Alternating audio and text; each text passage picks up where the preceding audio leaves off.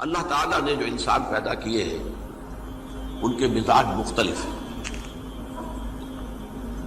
ان میں کچھ لوگ ہوتے ہیں جو قوی ہوتے ہیں ارادے کے، جو فیصلہ کر لیا ڈٹ گئے. کچھ لوگوں میں وہ قوت ارادی اتنی مضبوط نہیں ہوتی، وہ ادھر ادھر سوچتے رہتے ہیں. کچھ لوگ جسمانی طور پر بہت توانا ہوتے ہیں، کچھ لوگ جسمانی طور پر پیدائشی طور پر کمزور ہوتے ہیں. تو اگر کوئی قوت ارادی کمزور رکھنے والا شخص ہے، وہ بھی تو اللہ کی تخلیق ہے، اللہ کا بندہ ہے. خطاؤں کا ظہور ہو جاتا ہے، توبہ کرتا ہے، پھر کچھ عرصے کے بعد پھر خطا کا ظہور ہو جاتا ہے، پھر توبہ کرتا ہے. تو ہم تو یہ سمجھیں گے کہ ایک حد کے بعد پھر اس کی توبہ قبول نہیں ہونی چاہیے. لیکن حدیث سنیے. وعن ابی ہریرہ رضی اللہ تعالی عنہ قال قال رسول اللہ صلی اللہ علیہ وسلم ان عبدا اذنب ذنبا، یقیناً ایک بندہ جو ہے وہ ایک گناہ کرتا ہے. فقال، پھر وہ کہتا ہے رب، اے میرے پروردگار، اذنبت فاغفر لی، مجھ سے گناہ ہو گیا ہے، مجھے معاف فرما دے. فقال ربہ، تو پروردگار یہ کہتا ہے اعلم عبدی ان لہ ربا یغفر الذنب ویأخذ بہ، میرا یہ بندہ یہ جانتا ہے کہ اس کا ایک رب ہے جو گناہ معاف بھی کر سکتا ہے اور سزا دے بھی سکتا ہے. کیا معنی ہوئے؟ گناہ اس نے کیا ہے لیکن جانتا ہے اللہ کو کہ وہ معاف بھی فرما سکتا ہے، تبھی تو وہ اللہ سے معافی کی درخواست کر رہا ہے. اس کے اس جاننے کی بنیاد پر، اس کے اس علم کی بنیاد پر، اس کے اس ایمان کی بنیاد پر فرمایا غفرت لعبدی، میں نے اپنے بندے کو معاف کر دیا. ثم مکث ما شاء اللہ، پھر وقت گزرا جتنا کہ اللہ نے چاہا. ثم اذنب ذنبا، پھر اس سے گناہ ہو گیا. فقال رب اذنبت ذنبا فاغفر، پھر کہتا ہے پروردگار مجھ سے گناہ ہو گیا، پھر مجھے معاف فرما دے. فقال ربہ، اللہ فرماتا ہے عالم عبدی ان لہ ربا یغفر الذنب ویأخذ بہ، میرا بندہ ہے نا جو جانتا ہے کہ اس کا ایک رب ہے، ایمان باللہ اس کے اندر ہے، تبھی تو پکار رہا ہے. اور یہ بھی جانتا ہے کہ وہ گناہ معاف بھی کر سکتا ہے اور چاہے تو پکڑ بھی سکتا ہے، سزا بھی دے سکتا ہے. تو فرمایا، اللہ تعالیٰ فرماتے ہیں میں نے فرمایا کہ میں نے معاف کر دیا. ثم مکث ما شاء اللہ، پھر ایک عرصہ گزرا اس کے بعد. ثم اذنب ذنبا، پھر اس نے گناہ کیا. قال رب اذنبت ذنبا آخر، اس نے کہا پروردگار میں نے تو پھر ایک اور گناہ کر دیا، فاغفر لی، مجھے بخش دے. فقال اعلم عبدی ان لہ ربا یغفر الذنب ویأخذ بہ، میرا بندہ جانتا ہے نا کہ اس کا ایک رب ہے جسے وہ پکار رہا ہے، کہ وہ جانتا ہے کہ اسے اختیار حاصل ہے کہ چاہے تو بخش دے اور چاہے تو پکڑ لے. اس کے اس علم، اس ایمان کی بنیاد پر میں نے اسے معاف کر دیا. ایک اور حدیث، میں نے چونکہ اس گفتگو کے لیے ان احادیث کا تفحص کیا ہے، یہ تو بہت ہیں حدیثیں، میں نے ان میں سے کچھ چنی ہیں.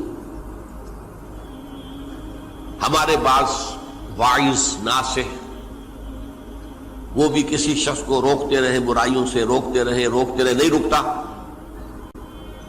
تو کہیں غصے میں آ کے اللہ تجھے کبھی معاف نہیں کرے گا. یہ کتنا بڑا جرم ہے، اس کا اندازہ کیجئے اس حدیث سے. تم میرے بندے کو میری رحمت سے مایوس کر رہے ہیں، کتنا بڑا جرم ہے، اس کا اندازہ کیجئے. یہ مسلم شریف کی روایت ہے عن جندب، حضرت جندب رضی اللہ تعالی عنہ سے، ان رسول اللہ صلی اللہ علیہ وسلم حدث، کہ اللہ کے رسول صلی اللہ علیہ وسلم نے ایک واقعہ بیان کیا. ان رجلا قال، کہ ایک شخص نے یہ کہا واللہ لا یغفر اللہ لفلان، کہ خدا کی قسم اللہ تعالیٰ فلاں شخص کو کبھی معاف نہیں کرے گا. وَأَنَّ اللَّهَ تَعَالَى قَالَ، اس پر اللہ تعالیٰ نے یہ فرمایا منزل نزیت اللہ علیہ، یہ کون ہے جو میرے اوپر حکومت کرنے والا آ گیا، جو میری طرف سے حکم لگا رہا ہے کہ میں کبھی معاف نہیں کروں گا؟ منزل نزی، کون ہے وہ شخص؟ الذی یتعلی علیہ انی لا اغفر لفلان، کہ میں فلاں شخص کو کبھی معاف نہیں کروں گا، قد غفرت لفلان، اس کو تو میں نے معاف کر دیا، واحبطت عملہ، اس شخص کے تمام اعمال میں نے ضائع کر دیے کہ تم نے میرے بندے کو مایوس کیا۔ یہ ہے جرم کی انکار۔ تو توبہ کی دعوت دیتے رہو، توبہ کے لیے لوگوں کو آمادہ کرتے رہو، توبہ جو ہے اس کے لیے ترغیب دیتے رہو، اللہ تعالیٰ معاف فرمانے والا۔ اب آخری حدیث سنا رہا ہوں، یہ تو بہت ہی عجیب حدیث ہے اور متفق علیہ، یہ بخاری اور مسلم دونوں میں۔ حضرت ابو سعید الخدری رضی اللہ تعالی عنہ جو ہے وہ اس کے راوی ہیں۔ حضور نے فرمایا کانا فی من کانا قبلکم رجل قتل 99 نفسا، تم سے پہلے جو امت تھی بنی اسرائیل، گویا کہ ان کا ذکر ہے، اس میں ایک آدمی ایسا تھا جس نے 99 قتل کیے تھے۔ اب آپ اندازہ کیجئے کتنا بڑا گناہ کبیرہ ہے قتل۔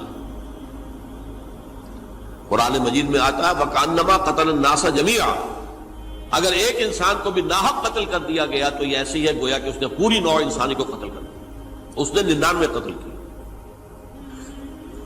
فَهَلْ لَهُ مِن تَوْبَةٍ، پھر اس کے بعد یہ ہوا کہ اس کے اندر توبہ کا جذبہ پیدا ہوا۔ فَسَأَلَ عَنْ أَعْلَمِ أَهْلِ الْأَرْضِ، تو اس نے پھر سوال کیا، لوگوں سے پوچھا کہ زمین میں رہنے والوں میں کون سب سے بڑا عالم ہے؟ فَدُلَّ عَلَى رَاهِبٍ، تو اسے بتایا گیا فلاں راہب فلاں جگہ پر ہے، وہ بہت نیک ہے، بڑا عالم ہے۔ فَأَتَاهُ، وہ اس کے پاس آیا، فَقَالَ أَنَّهُ قَتَلَ 99 نَفْسًا فَهَلْ لَهُ مِن تَوْبَةٍ، انہوں نے کہا دیکھیے راہب صاحب، میں نے 99 انسان قتل کیے، اب مجھے یہ بتائیے کہ میرے لیے توبہ کا کوئی امکان ہے؟ فَقَالَ لَا، انہوں نے کہا نہیں۔ فَقَتَلَهُ، اس نے اس کو بھی قتل کر دیا۔ فَكَمَّلَ بِهِ 100، اپنی سینچری مکمل کر لی، مطلب 99 کے بعد ایک کی کسر تھی، اس کو بھی قتل کیا، 100 پورے کر لیا۔ ثُمَّ سَأَلَ عَنْ عَالِمِ أَهْلِ الْأَرْضِ، پھر اس نے پوچھا کوئی اور کوئی بڑے عالم انسان ہو۔ فَدُلَّ عَلَى رَجُلٍ عَالِمٍ، پھر اس کی رہنمائی کی گئی ایک بڑے عالم شخص کی طرف۔ فَقَالَ إِنَّهُ قَتَلَ 100 نَفْسٍ، تو اس نے وہاں جا کر کہا کہ میں 100 انسان ہلاک کر چکا ہوں، قتل کر چکا ہوں۔ فَهَلْ لَهُ مِن تَوْبَةٍ، میرے لیے توبہ کا کوئی امکان ہے؟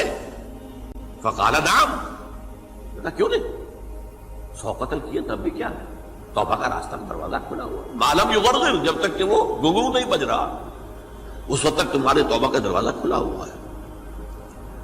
فرمایا نعم، وَمَن يَحُولُ بَيْنَهُ وَبَيْنَ التَّوْبَةِ، تمہاری توبہ کے درمیان اور تمہارے درمیان کون حائل ہو سکتا ہے؟ توبہ کا دروازہ کھلا ہے۔ لیکن ساتھ ہی کہا انطلق الی ارض کذا و کذا، اب تم ایسے کرو جہاں تم رہتے ہو وہاں نہ جاؤ واپس، وہاں کا ماحول اچھا نہیں ہے، معاشرہ اچھا نہیں ہے، ہو سکتا ہے کہ تم توبہ پر قائم نہ رہ سکو، تم فلاں جگہ چلے جاؤ، وہاں اچھے لوگ آباد ہیں، ان میں جا کر رہو۔ فإن بها أناسا يعبدون اللہ تعالی، وہاں ایسے لوگ آباد ہیں جو اللہ کی بندگی کرتے ہیں۔ فاعبد اللہ معہم، تو تم ان کے ساتھ مل کر اللہ کی بندگی اور پرستش کرو۔ ولا ترجع الی ارضک، اپنی زمین کی طرف اپنے وطن میں واپس بن جاؤ۔ فإنها ارض سوء، وہ بری جگہ ہے۔ فانطلقا، تو وہ چل پڑا، ہجرت کر رہا ہے، اس جگہ جا رہا ہے جہاں کا راہب نے بتایا تھا۔ حتی اذا نصف الطریق، جب آدھا راستہ اس نے پورا کر لیا، اتاہ الموت، موت آ گئی۔ فاختصمت فیہ ملائکۃ الرحمت و ملائکۃ العذاب، اب وہ جہنم کے فرشتے بھی آ گئے اس کی جان قبض کرنے کو، اور جنت کے بھی آ گئے۔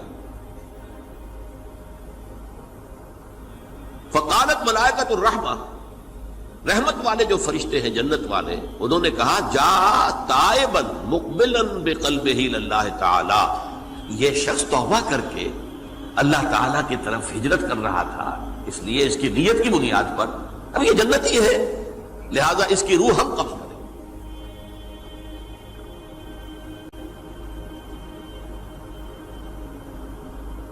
وقالت الملائکۃ العذاب، اور وہ جو عذاب والے فرشتے ہیں وہ کہیں گے انہ لم یعمل خیرا قط، تو نے توبہ کے بعد کوئی نیک عمل تو کیا ہی نہیں، تو کس بنیاد پر اس کو تم جنت میں لے جاؤ گے؟